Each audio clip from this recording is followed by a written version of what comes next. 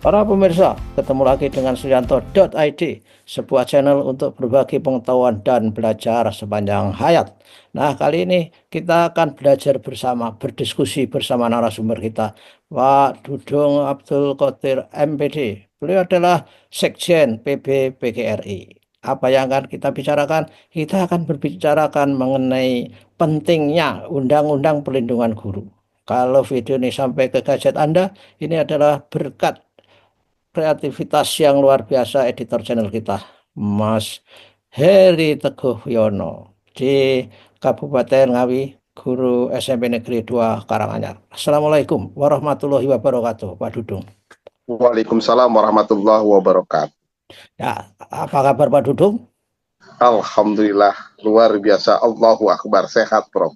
Alhamdulillah. Nah, ini Pak Dudung, peristiwa apa perundungan terhadap guru viral lagi. Walaupun kejadiannya sudah beberapa tahun lalu, ini berarti bahwa masyarakat itu mengingatkan kita agar guru itu mendapatkan perlindungan yang layak, yang memadai, yang aman, supaya dalam melaksanakan pembelajaran guru tidak diganggu oleh hal-hal yang non pedagogis. Gimana Pak Dudung? PGRI gimana sikapnya tentang perlunya undang-undang perlindungan guru, Pak Dudung?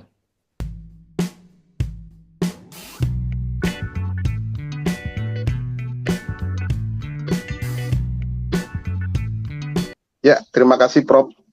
Memang PGRI sejak berdiri sampai sekarang berkiprah untuk bangsa dan negara, ini pertama ingin terus memperjuangkan para guru dari berbagai hal yang terkait dengan tugas dan fungsi guru. Itu yang pertama, Prof. Oke. Kedua, melihat suasana hari ini, kita mendengar berbagai kriminalisasi. Ya. Mungkin di bulan kemarin, Agustus, Oktober, November, sampai Desember, kita disibukkan dengan bagaimana kriminalisasi terhadap Ibu Supriyani. Iya, betul. Di Bengkulu.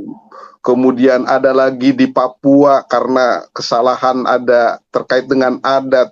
Di guru dituntut hampir berapa ratus juta. Kemudian di beberapa tempat di Jawa Tengah, beberapa tempat di Jawa Barat.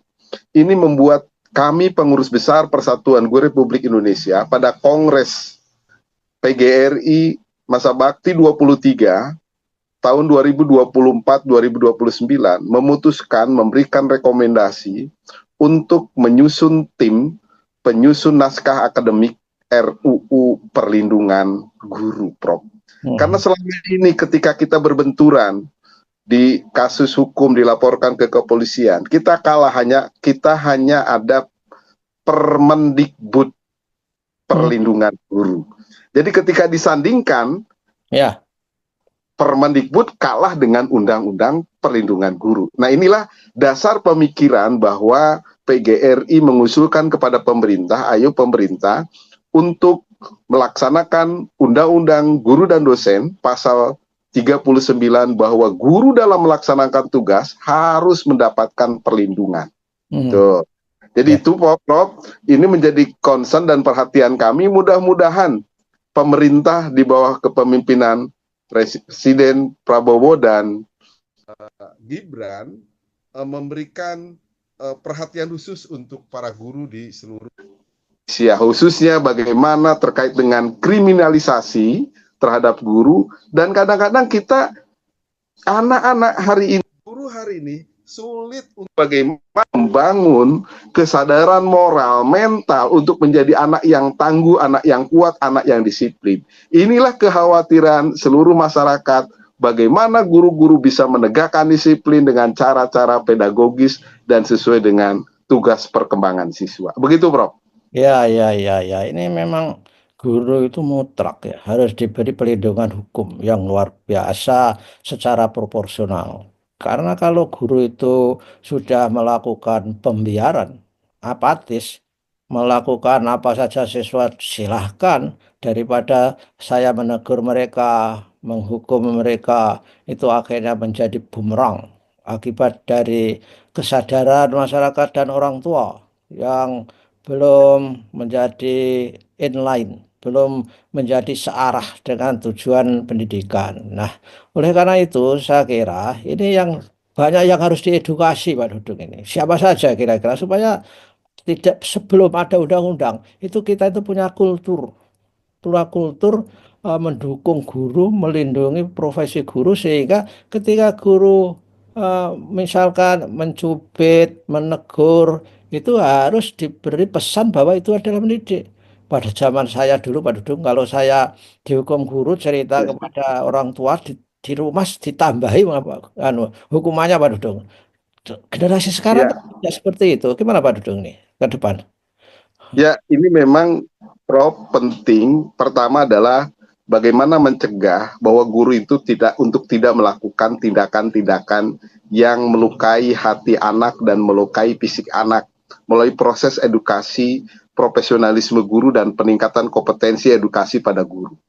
Ya, Ini oke. juga penting karena tidak semua guru hari ini Prof mendapatkan peningkatan kompetensi yang sama oleh pemerintah. Baru hampir 40% guru yang sudah mendapatkan perhatian peningkatan kompetensi dari pemerintah. Ini kerja keras dari pemerintah, negara, serta organisasi profesi tentunya. Itu yang pertama. Jadi guru penting diedukasi karena kalau guru profesional dia mengajar dengan sesuai dengan tugas dan fungsinya, dengan gayanya, dengan metodenya, saya yakin kita akan terhindar dari berbagai hal yang sekiranya akan zero defect dalam education. Itu yang pertama. Yang kedua, tidak kalah pentingnya kita, pemerintah, negara, dan stakeholder pendidikan untuk mengedukasi orang tua. Pendidikan itu adalah peran serta orang tua itu penting.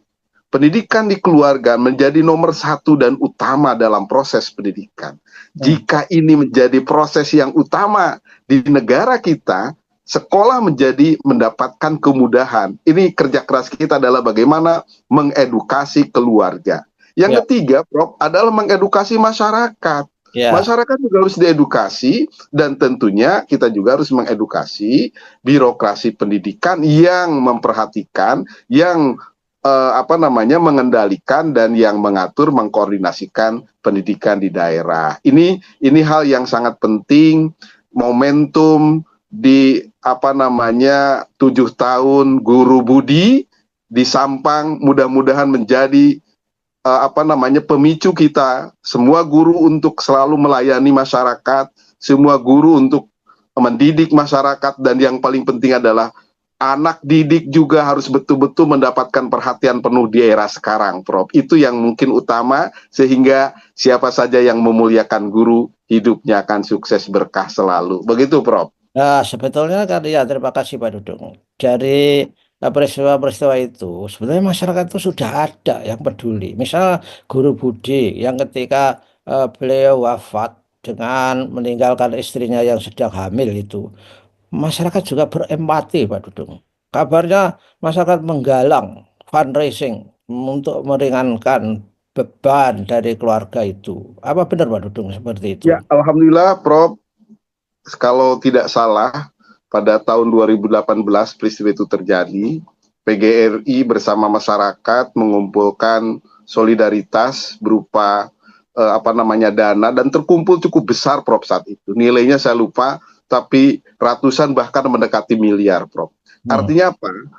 Teman-teman, para guru, masyarakat pun ada rasa iba kepada guru-guru yang terdolimi, pada guru-guru yang terkena kriminalisasi. Seperti Supriyani, alhamdulillah dengan kerja keras PGRI, kemudian berkomunikasi dengan pihak kepolisian, aparatur, kemudian pemerintah daerah, pemerintah pusat, kementerian, alhamdulillah Pak Ibu Supriyani pun bebas. Artinya, pola ingin melindungi guru itu ada, tinggal dilembagakan menjadi sebuah lembaga formal bahwa guru harus mendapatkan perlindungan khusus dari pemerintah, dari negara. Sehingga PGRI terus berjuang, ingin ada RUU perlindungan guru. Mohon doa dan restu, serta bantuan, dukungan dari Prof, kemudian para akademisi, termasuk tidak hanya guru, nantinya pelindungan dosen. Hari ini pagi tadi kita mendengar ada Ya, ya. demo besar-besaran dari aliansi dosen. Ini menjadi sebuah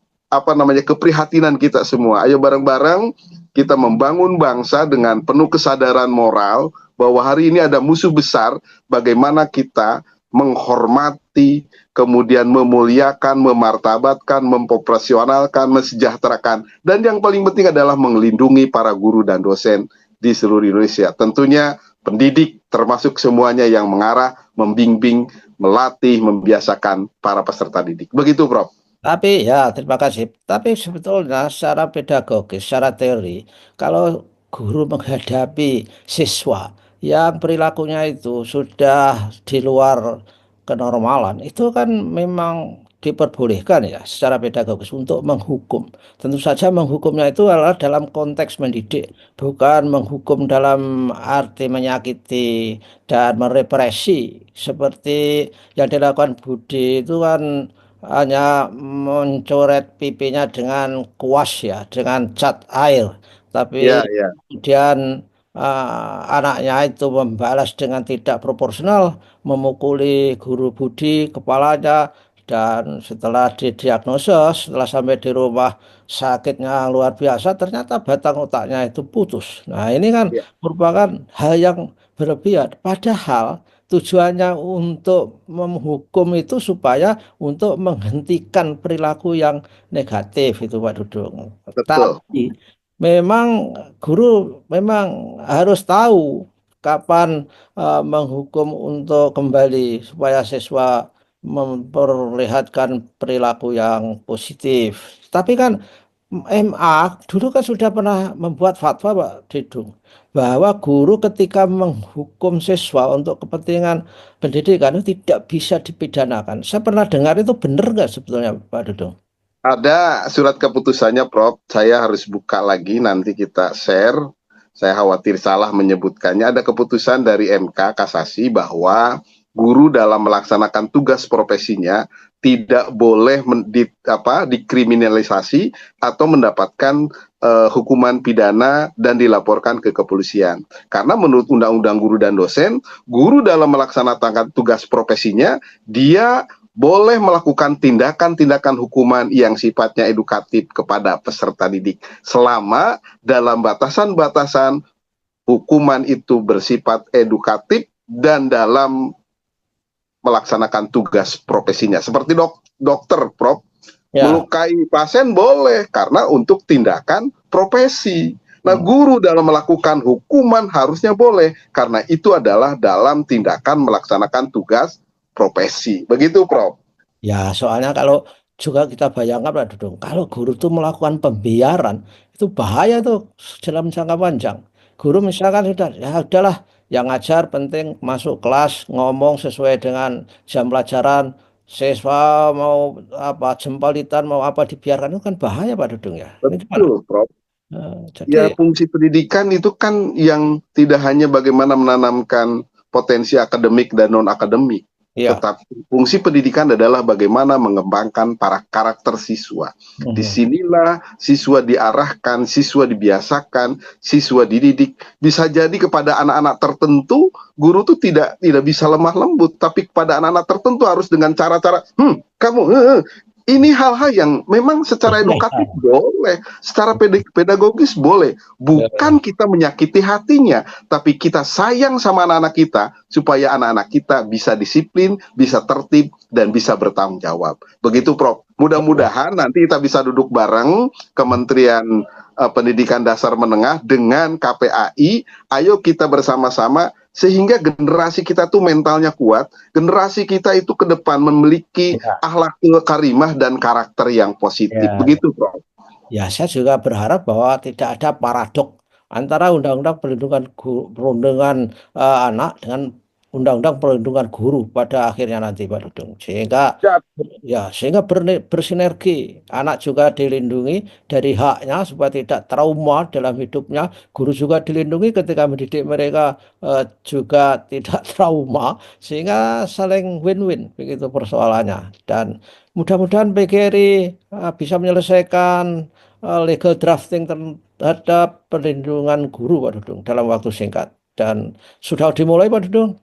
Alhamdulillah kami sudah menyerahkan naskah akademiknya kepada Pak Menteri, Kemendikdasmen, kemudian kepada MPR.